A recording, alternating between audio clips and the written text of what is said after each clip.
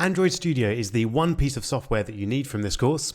It's made by Google and it includes both a development environment and a simulator so that you can actually see the results of your apps that you've been building right there on your machine.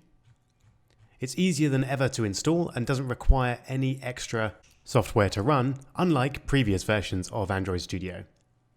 So to get it, just go to developer.android.com/studio and that will take you to this page where you can click the nice big green Download Android Studio button.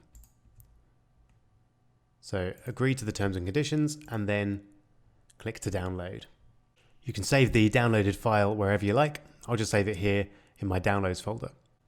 Now it's a pretty big file, so depending on your internet speed, it might take a little while to download. So go make yourself a cup of tea and come back when it's done. And that's now finished downloading. So I'm going to find it in my downloads folder and double click on the file that's been downloaded.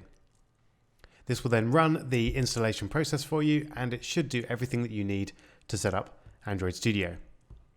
Okay, so that's now completed. So we click next and then start Android Studio.